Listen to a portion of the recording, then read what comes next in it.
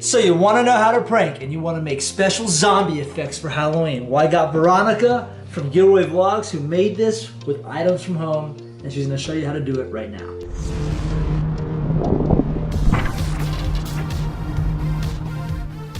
So Veronica is going to show us how to make cool zombie special effects from stuff that you have at home. Yep. So what are you going to do with my arm? This is gonna be just like some claw marks, oh, cool. Like a wound. So you just dab your glue on in the area that you want it. Do you have to use a lot of glue or a little glue? It doesn't take too much. Just spread it like a thin layer, and then you take your toilet paper. And it's best if the sides are ripped on the toilet paper and cover the whole area that you just... Can you use cheap toilet paper like the one ply or? You can use any toilet paper, tissues. Okay. Kleenex? Kleenex.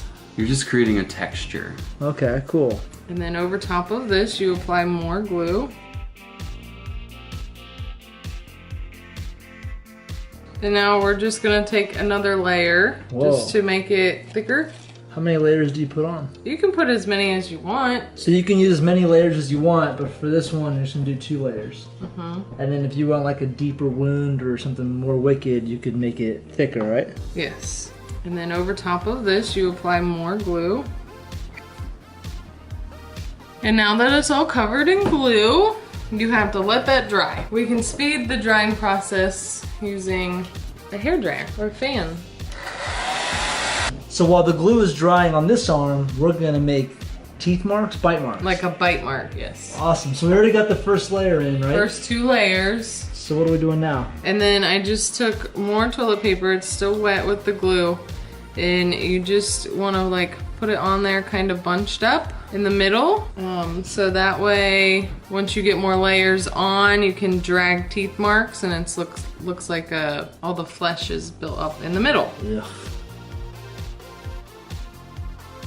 Ah! Gotcha. Not funny.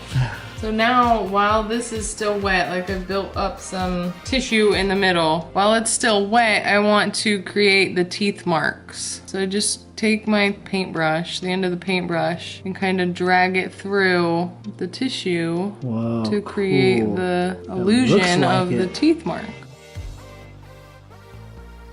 This is dry. Now we're gonna cover it in like a concealer, just to get rid of the white and the glue marks, so it blends in with your skin.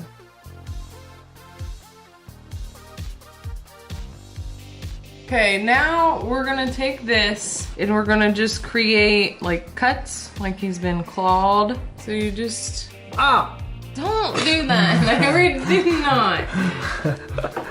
You gotta be very careful. You're using round tip scissors here, right? Yes. So be very careful here. Prank at your own risk. Do zombie makeup at your own risk. Tweezers. What do tweezers do?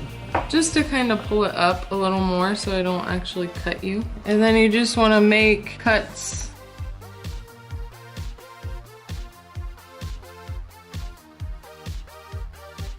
So what are you doing here? I'm just taking the concealer, what's left on the sponge, inside of the cuts that I made, just so it's not white. So here I have just red acrylic paint that you can get from any craft store. Actually, you want to kind of go over the whole area with a little bit of red to kind of make it look kind of irritated. And you want to take your red and you want to paint the skin underneath the cuts. And then you want to take a smaller paintbrush with just black acrylic paint on it and go around the inside edges of the wound, just very lightly. And then usually just straight down the middle to give it the deeper gash. And then we're gonna go back in with a mixture of the red and black. More of like a blood look, not too much. Too much paint is overkill. In this, you wanna just get in the cuts and up on the sides. Then I just go back over top of that with a little bit of just more red, just so it looks nice and bloody. For the bite mark, we're gonna do the same concept and kind of redden the whole area around it. And we're gonna go inside the teeth marks with a very dark black. And then around this, I'm just gonna take a mixture of the red and black.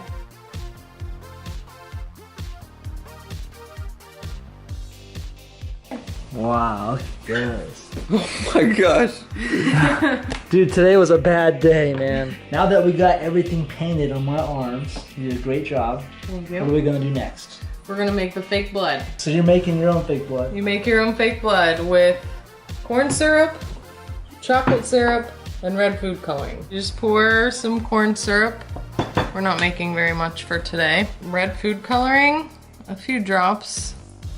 You just mix it until it looks good. I usually mix the corn syrup and food coloring first until you get a nice bright red. And then you just add a little bit of chocolate syrup at a time and mix it. You just want it to darken up a little bit. So you just take your paintbrush that you mixed it up with and you're gonna slather it right in those cuts. Whoa, that's awesome. Just made this even better.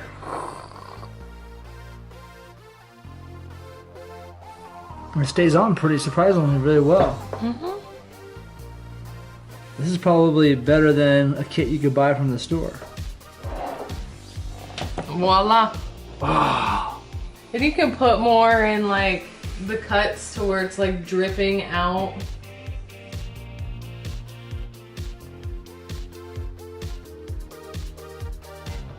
Oh! Oh!